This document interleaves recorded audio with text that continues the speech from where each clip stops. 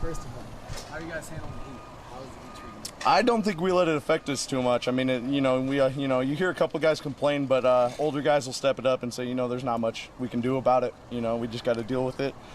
People got to hydrate, a little more than usual, but other than that, we just kind of do our own thing. Still practice at the same tempo we always practice at. Makes it a little tougher, but guys just got to learn to grind with it. Yeah, what do you tell the freshmen offensive linemen? Well, we don't have any freshman offensive linemen. Right. But, what we tell anybody that comes in is, that's just game situation. Both teams got to deal with it when you get out on the field, and so right now we got to just deal with it. So you're not having any freshmen, a freshman class of 0 on the line? No, because I think, you always have guys that, need to learn more. There's always a ton of things to be learned within each camp as you kind of go through, and the defense tries new things and the offense tries new things. So it's really about kind of a learning curve for everybody. Whether you've been here or not, you've got to try and improve your game and understand what you're doing that much more.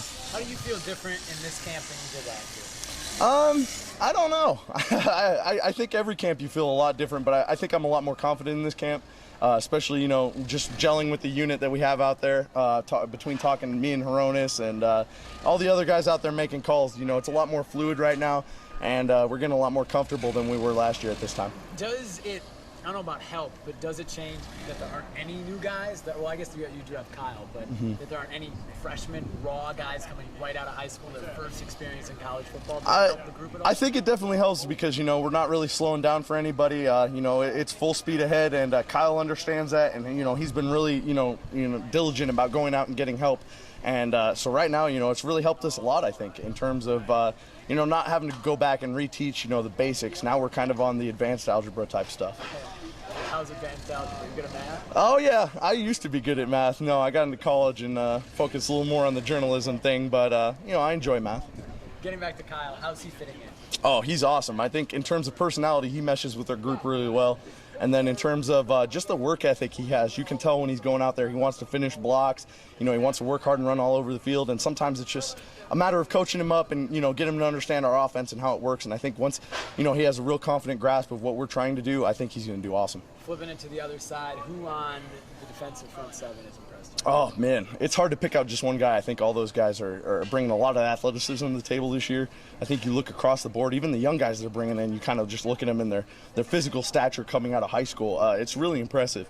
For the most part, Deion Jordan's always been, kind of a pain in the offense's butt. Taylor Hart, Wado, a bunch of those guys are getting in there and mixing it up. I think the biggest thing for our defensive line is that, there's a lot of depth there right now. And, guys get hurt, but those guys that are coming in, as backups are really stepping it up, and those guys are taking it to another level. Is there any one specific guy that you look forward to going up against one-on-one in practice or whatever? I have guys I don't look forward to, pass rush can go against Deion. You always kind of, you outthink yourself a lot when you're going against a guy with that much talent. No, man, it's tough going against all those guys, and everybody kind of has their own specialty and, own things they're good at or that they can beat you at. So when you go against each guy, you kind of think about those things. We were talking to Carson about this because he's a social media kind of PR guy, savvy guy. Yesterday on Twitter, there was this rumor about sanctions that kind of came up, blew up, and then boom, got knocked down really quick. And it's kind of the new state of journalism. I wanted to talk to you as a journalism major. Do you pay attention to that and what's happening in what kind of in a Twitter journalism type of world?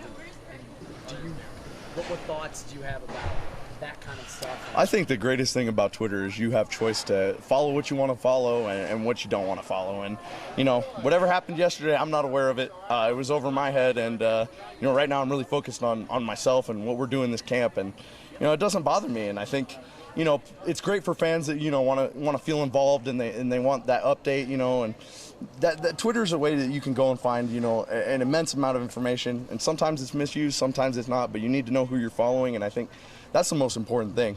I think, I just try and, pay attention to who I'm following, and I only follow, positive influences for myself. Do you, as a journalism guy, and Carson is a guy who's into that as well, have to not explain to people, but like quell fires, whether it be teammates or whether Carson was talking about his dad calling him about it. You know what? I think maybe with my own family, sometimes I got to warn them. But, with our team, I think, our staff here does a great job of educating, our players on, what should and shouldn't be done. Instead of banning things, I think they do a great job of being proactive and teaching kids when they come in. These are the type of dangers you face when, you're faced with posting something on social media for the world to see. And I think as long as they keep doing a great job of teaching that, we only have to voice, concerns if we see something we think's out of place.